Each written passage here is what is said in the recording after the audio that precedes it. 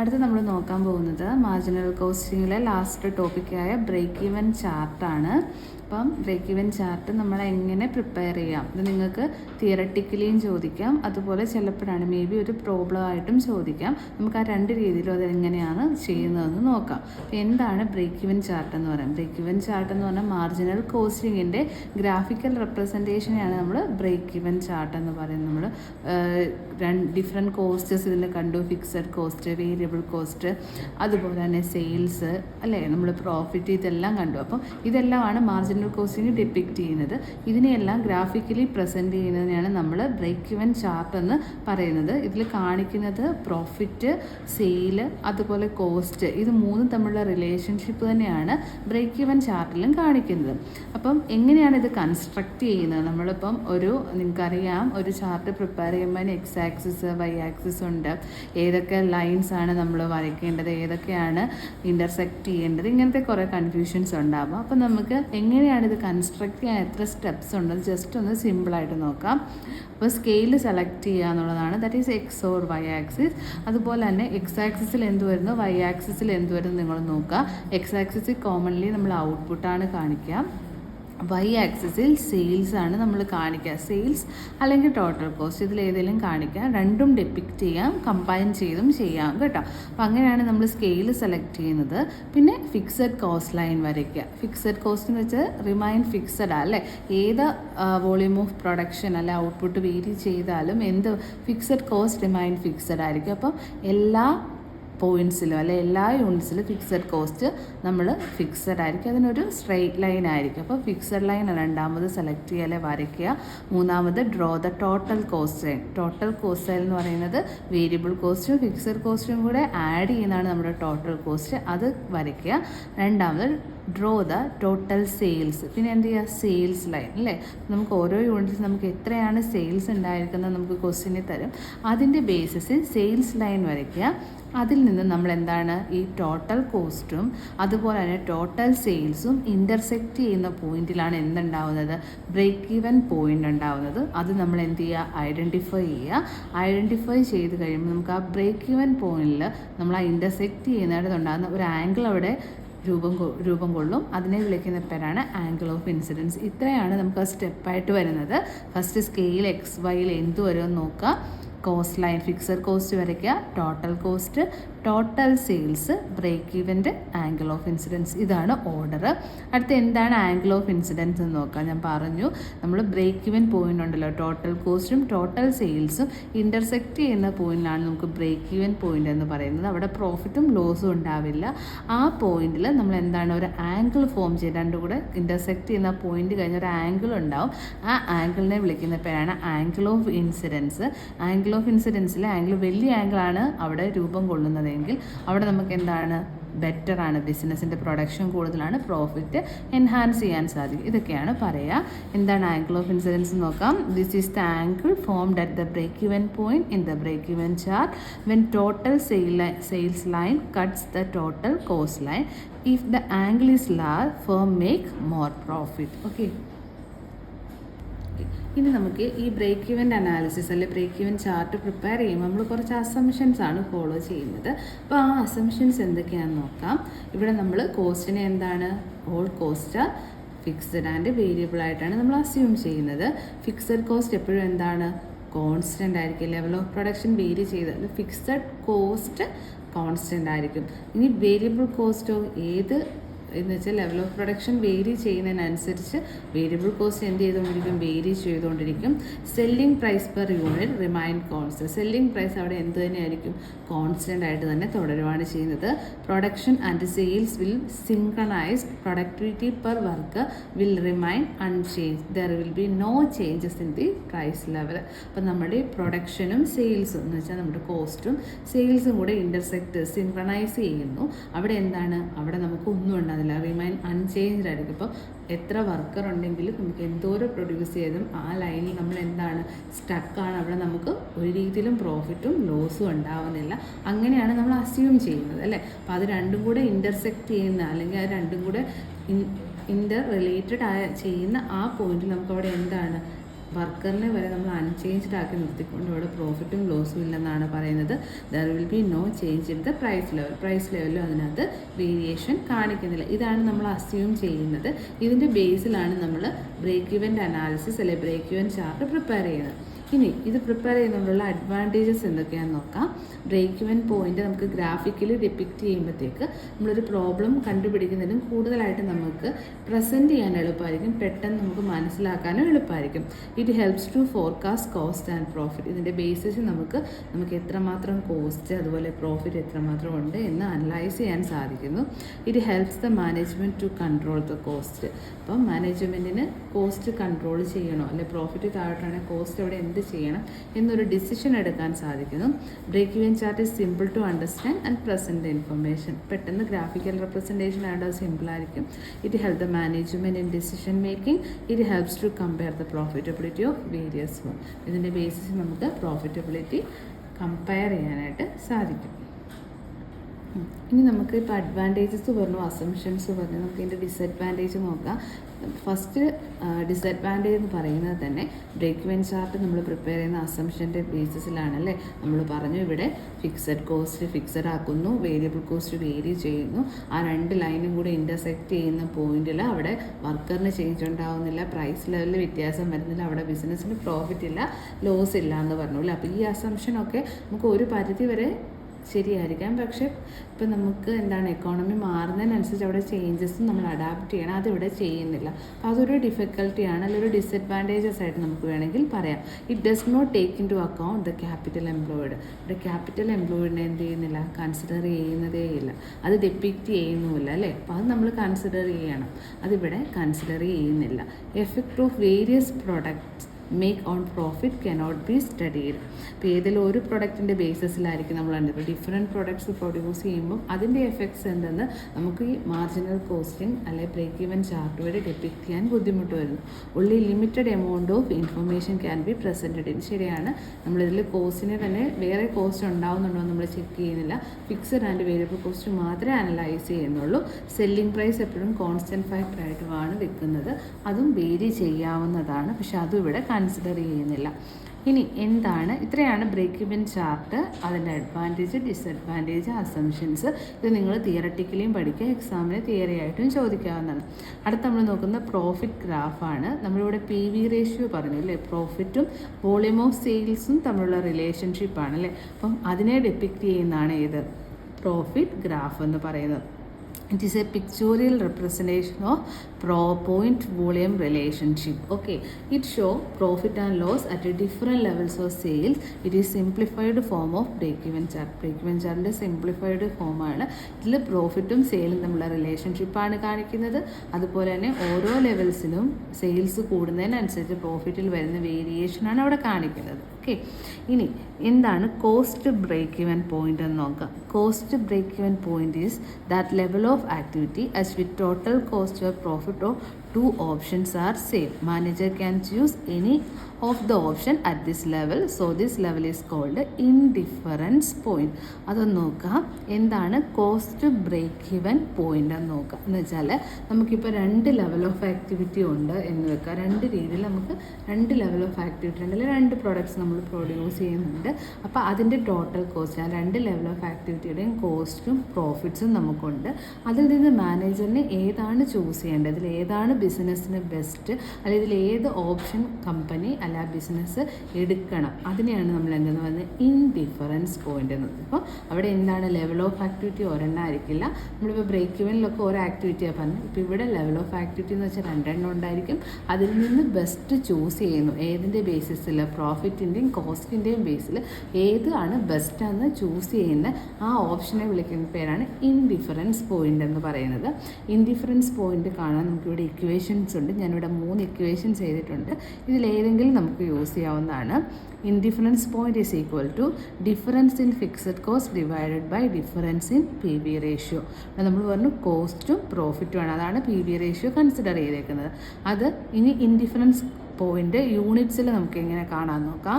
Difference in fixed cost divided by difference in variable cost per unit എടുക്കാം, അല്ലെങ്കിൽ difference in fixed cost divided by difference in contribution per unit. അപ്പം നോക്കുന്ന വാല്യൂവിലാണെങ്കിൽ difference in fixed cost divided by P V ratio, യൂണിറ്റ്സിലാണെങ്കിൽ variable cost per unit വെച്ചോ അല്ലെങ്കിൽ contribution per unit വെച്ചോ indifference point കാണാം. ഇൻഡിഫറൻസ് പോയിന്റ് എന്ന് വെച്ചാൽ എന്താ, 2 ലെവൽ ഓഫ് ആക്ടിവിറ്റി ഉള്ള ഒരു ഫേമിൽ ഏതാണ് മോസ്റ്റ് പ്രോഫിറ്റബിൾ, അതായത് ഏത് ലെവലാണോ ബിസിനസ് ചൂസ് ചെയ്യുന്നത് ആ പോയിന്റിനെ വിളിക്കുന്ന പേരാണ് ഇൻഡിഫറൻസ് പോയിന്റ്. ഇവിടെ നമ്മളൊരു പ്രോബ്ലം നോക്കുന്നത് ഇങ്ങനെയാണ് ഒരു ബ്രേക്ക് ഇവൻ ചാർട്ട് പ്രിപ്പയർ ചെയ്യുന്നത് അല്ലേ. Break even chart, break even point വെച്ച് ബ്രേക്ക് ഇവൻ ചാർട്ട് എങ്ങനെ പ്രിപ്പയർ ചെയ്യുക എന്നുള്ളൊരു പ്രോബ്ലമാണ് നമ്മളിവിടെ നോക്കുന്നത്. അപ്പം ഇത് നിങ്ങൾക്ക് ക്വസ്റ്റ്യനായിട്ട് വരാം, ചിലപ്പോഴാണേ വരാം, വന്നാൽ ചെയ്യുക കേട്ടോ. You are given the following data. Budgeted output തന്നിട്ടുണ്ട്, നമുക്ക് എത്രയാണ് 1 lakh യൂണിറ്റ്സ് ആണ്. ഫിക്സഡ് എക്സ്പെൻസ് തന്നിട്ടുണ്ട് 2 lakh. Variable cost per unit ആണ് 6, സെല്ലിംഗ് പ്രൈസ് പെർ യൂണിറ്റ് 10. ഇതിൽ നിന്ന് നമ്മളോട് പറഞ്ഞിരിക്കുന്നത് ബ്രേക്ക് ഇവൻ ചാർട്ട് പ്രിപ്പയർ ചെയ്യുക, അത് ബ്രേക്ക് ഇവൻ പോയിന്റിൽ ബ്രേക്ക് ഇവൻ ചാർട്ട് എങ്ങനെ പ്രിപ്പയർ ചെയ്യാമെന്നാണ് പറഞ്ഞിരിക്കുന്നത്. അപ്പോൾ നമുക്കിവിടെ എന്താണ് ബി പി എത്രയെന്ന് കണ്ടുപിടിക്കാം ഫസ്റ്റ് അല്ലേ. അപ്പോൾ നമുക്ക് ബ്രേക്ക് ഇവൻ പോയിന്റ് എത്തണം ബ്രേക്ക് ഇവൻ ചാർട്ട്. അപ്പോൾ നമുക്കിവിടെ ഫസ്റ്റ് എന്താ ബി പി എത്ര എന്ന് നമ്മൾ അനലൈസ് ചെയ്യണം. നമുക്കിവിടെ പെർ യൂണിറ്റിലാണ് തന്നിരിക്കുന്നത്, അതുകൊണ്ട് നമുക്കിവിടെ എന്താണ് ബി പി ഇൻ യൂണിറ്റ്സിൽ കാണാം അല്ലേ. അപ്പോൾ ഇവിടെ നമുക്ക് വേരിയബിൾ കോസ്റ്റോ അതുപോലെ തന്നെ സെയിൽസ് എന്നും പറഞ്ഞല്ല നേരിട്ട് തന്നിരിക്കുന്നത്, ഇവിടെ യൂണിറ്റ്സ് ആണ്. അപ്പം നമുക്ക് യൂണിറ്റ്സിൽ കാണാം, that is fixed expenses divided by contribution per units ആണ്. അല്ലെങ്കിൽ നമുക്ക് വാല്യൂവിൽ കാണാമല്ലോ, fixed expenses into sales divided by contribution per unit അല്ലേ. അപ്പോൾ ഇവിടെ എന്താ യൂണിറ്റ്സ് ആയതുകൊണ്ട് ഈ ഇക്വേഷൻ ഇട്ടാൽ മതി, fixed expenses divided by contribution per unit, that is fixed expense ക്വസ്റ്റ്യനിലുണ്ട് 2 lakh divided by contribution per unit കാണുന്നത് എങ്ങനെയാണ്, selling price per unit minus variable cost per unit അല്ലേ. അപ്പോൾ ദാറ്റ് ഈസ് 10 - 6 4. അപ്പോൾ 2 lakhs ഡിവൈഡഡ് ബൈ 4, അപ്പോൾ 5000 ആണ്. 5000 units ആണ് നമ്മളുടെ എന്തെന്ന് പറയുന്നത് ബ്രേക്ക് ഇവൻ പോയിന്റ് എന്ന്. അപ്പോൾ ബ്രേക്ക് ഇവൻ പോയിന്റ് എവിടെ എത്തുന്നത്, no profit no loss line എത്തുന്നത് 5000 യൂണിറ്റ്സിലാണ് നമ്മൾക്ക് കിട്ടിയിട്ടുണ്ട്. ഇത് നമുക്ക് ഗ്രാഫിക്കലി റെപ്രസെൻറ്റ് ചെയ്യുന്നതെന്ന് എങ്ങനെയെന്ന് നോക്കാം. അപ്പോൾ ഗ്രാഫ് ആകുമ്പോൾ നമുക്ക് എക്സ് ആക്സിസ് വൈ ആക്സിസ് ഉണ്ട്. എക്സ് ആക്സിസിൽ നമ്മൾ പറഞ്ഞു എന്താ കാണിക്കുന്നത്, ഔട്ട്പുട്ടാണ്. വൈ ആക്സിസിൽ കോസ്റ്റ് ഓർ സെയിൽസ് ഇതാണ് അവിടെ കാണിക്കുന്നത്. അപ്പം നമുക്ക് അതിനൊരു ടേബിൾ പ്രിപ്പയർ ചെയ്യാം. നമ്മളിവിടെ ഔട്ട്പുട്ട് അല്ലേ, ഔട്ട്പുട്ട് നമുക്ക് നോക്കാം.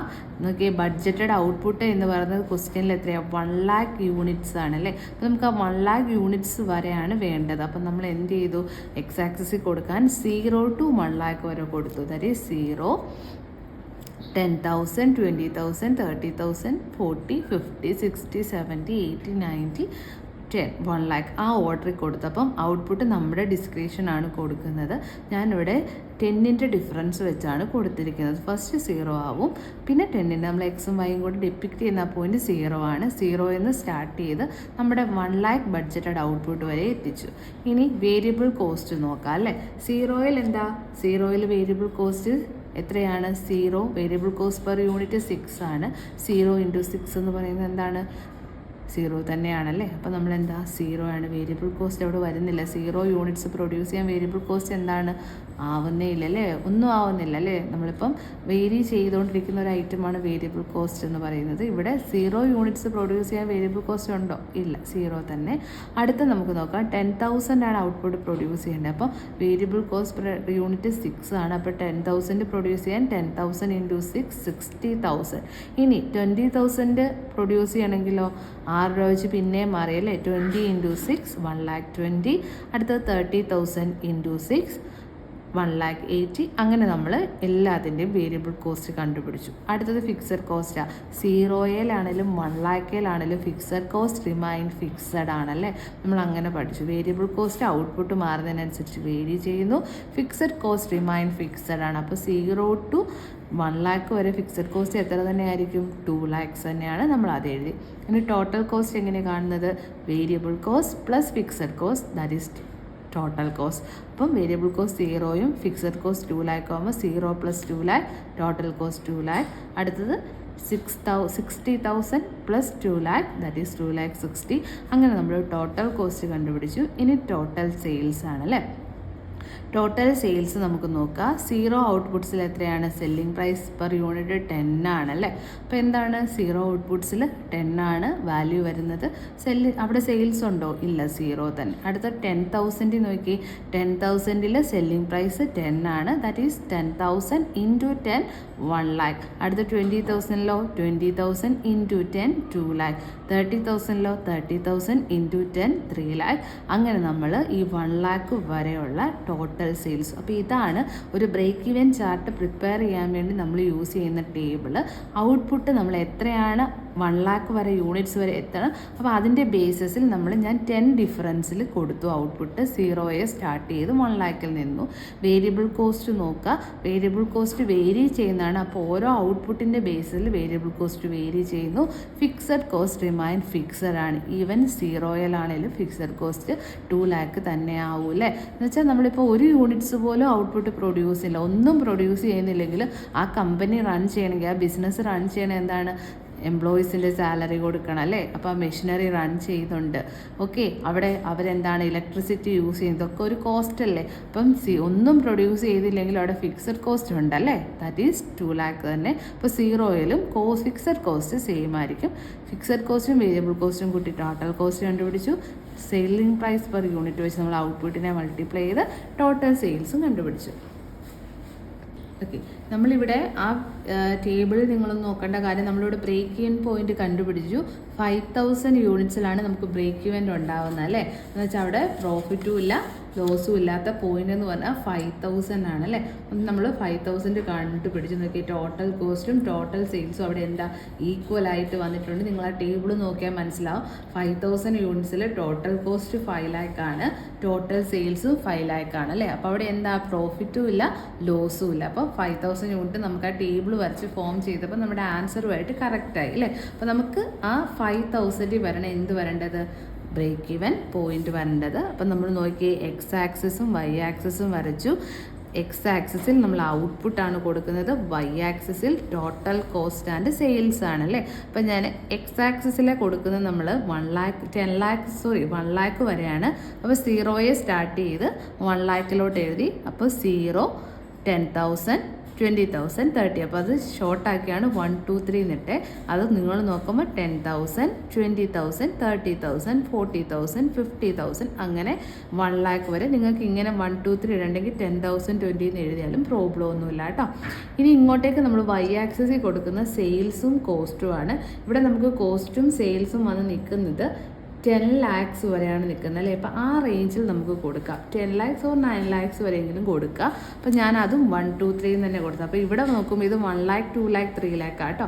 ഔട്ട്പുട്ട് ഇവിടെ 10,000 20,000 ആണെങ്കിൽ ഇവിടെ സെയിൽസും കോസ്റ്റും ഞാൻ 1 2 3 ഇട്ടേക്കുന്നത് 1 lakh 2 lakh 3 lakh 4 lakh 5 lakh ആ റേഞ്ചിലാണ് ഇട്ടേക്കുന്നത്. ഇനി നമ്മൾ ഫസ്റ്റ് നോക്കേണ്ടത് നമ്മുടെ ടോട്ടൽ കോസ്റ്റിൽ. ഇപ്പം നമ്മൾ എക്സും വൈയും എന്തെന്ന് കണ്ടുപിടിച്ചു. എക്സ് ആക്സിസിൽ ഔട്ട്പുട്ടും വൈ ആക്സിസിൽ സെയിൽസിൻ്റെയും കോസ്റ്റിൻ്റെയും വാല്യൂ വെച്ച് നിങ്ങൾ സ്കെയിൽ കറക്റ്റ് ചെയ്യുക. ഇനി നമുക്ക് വരയ്ക്കേണ്ടത് ടോട്ടൽ കോസ്റ്റ് ഫിക്സഡ് കോസ്റ്റ് ലൈനാണ്. ഫിക്സഡ് കോസ്റ്റ് ലൈൻ നോക്കുക. എല്ലായിടത്തും എന്താ 0 to 1 lakh വരെ ഫിക്സഡ് കോസ്റ്റ് എന്താ 2 lakhs തന്നെയാണ് അല്ലേ. അപ്പോൾ ഇവിടെ നമ്മൾ എന്താ കോസ്റ്റും സെയിൽസും അല്ലേ കൊടുക്കുന്നത്. അപ്പോൾ 2 lakhs ആണ്. 0 to 10 വരെ എന്താണ് ഒരേ കാര്യമാണ് വരുന്നത്. 2 2 lakh ആണ്, 3 2 lakh ആണ്, 4 അതെ, 5 അതെ. അപ്പം നമുക്ക് എന്താണ് ഒരു സ്ട്രെയിറ്റ് ലൈനാണ് കിട്ടുന്നത്. That is fixed cost line. അടുത്ത് നമുക്ക് വരയ്ക്കേണ്ടത് എന്താണ്? ടോട്ടൽ സെയിൽസ് ലൈൻ ആണ് അല്ലേ. ടോട്ടൽ സെയിൽസ് ലൈൻ വരയ്ക്കണം അല്ലേ. അപ്പം നമ്മൾ സെയിൽസ് നോക്കുക. സെയിൽസ് ഇവിടെ സ്റ്റാർട്ട് ചെയ്യുന്നത് എന്താണ്? 0 സെയിൽസ് ഇല്ല അല്ലേ. 0 സെയിൽസ് വരുന്നില്ല. 10,000 1 lakh വരുന്നുണ്ട് അല്ലേ. അപ്പം നമ്മുടെ 10,000 യൂണിറ്റ്സിൽ എന്താണ് സെയിൽസ്? നമുക്ക് 1 lakh വരുന്നുണ്ട്. 20,000 നമുക്ക് സെയിൽസ് 2 lakh വരുന്നുണ്ട്. അപ്പം ഞാൻ അതിൻ്റെ ബേസിൽ അപ്പോൾ 20,000 2 lakh വരുന്നുണ്ട്. 30,000 നോക്കുക. അങ്ങനെ നമ്മൾ എന്ത് ചെയ്തോളുക? ടോട്ടൽ സെയിൽസ് ലൈൻ നിങ്ങൾ ഡെപ്പിക്റ്റ് ചെയ്യുക. ഇവിടെ നോക്കി, ഇവിടെ 1 lakh സീറോ ഔട്ട്പുട്ടിൽ 0 സെയിൽസ് ആണ്. അടുത്ത് നമുക്ക് നോക്കാം 10,000 എത്രയാ 1 lakh ആണ് അല്ലേ. അപ്പോൾ 10,000 നേരെ 1 lakh. അപ്പോൾ 20,000 നേരെ നോക്കുക, സെയിൽസ് എന്ന് പറയുന്നത് 2 lakh ആണ്. അപ്പോൾ 2 lakh കൊടുക്കുക. 30,000 നേരെ 3 lakh ആണ്. ആ ബേസിസിൽ നമ്മൾ ടോട്ടൽ സെയിൽസ് ലൈൻ വരച്ചു. ഓക്കെ, ഇനി നമ്മൾ വരയ്ക്കേണ്ടത് ടോട്ടൽ കോസ്റ്റ് ലൈൻ ആണ്. ടോട്ടൽ കോസ്റ്റ് എന്ന് പറയുന്നത് 0 എത്രയാ 2 lakhs ആണല്ലേ. അപ്പോൾ 0 നേരെ 2 lakhs നിന്നാണ് സ്റ്റാർട്ട് ചെയ്യുന്നത് അല്ലേ. അപ്പം അത് എല്ലാ ബേസിലും നമ്മൾ നോക്കിയിട്ട് ടോട്ടൽ കോസ്റ്റ് ലൈൻ വരയ്ക്കുക. അപ്പോൾ ഈ ടോട്ടൽ സെയിൽസും ടോട്ടൽ കോസ്റ്റും കൂടെ ഇൻ്റർസെക്റ്റ് ചെയ്യുന്ന ആ പോയിൻ്റ് എന്ന് പറയുന്നത് നമ്മൾ നോക്കുക 5-ലാണ്. അപ്പോൾ നമ്മുടെ ബ്രേക്ക് ഈവൻ എന്ന് പറയുന്നത് 5,000 യൂണിറ്റിലാണ് അല്ലേ. അപ്പോൾ നോക്കിയേ, നമ്മുടെ 5,000 യൂണിറ്റ്സിൽ തന്നെ എന്തായി ബ്രേക്ക് ഇവൻ്റ് വന്നു. എങ്ങനെ ടോട്ടൽ കോസ്റ്റും ടോട്ടൽ സെയിൽസും കൂടെ ഇൻ്റർസെക്റ്റ് ചെയ്യുന്ന ആ പോയിന്റിനെ വിളിക്കുന്ന പേരാണ് ബ്രേക്ക് ഈവൻ പോയിന്റ്. അതിൽ രൂപം കൊള്ളുന്ന ബ്രേക്ക് ഈവൻ പോയിന്റ് നമ്മൾ രൂപം കൊള്ളുന്ന എങ്ങനെയാണ് ടോട്ടൽ കോസ്റ്റും ടോട്ടൽ സെയിൽസും കൂടെ ഇൻ്റർസെക്റ്റ് ചെയ്യുന്ന പോയിന്റാണ് ബ്രേക്ക് ഈവൻ്റ്.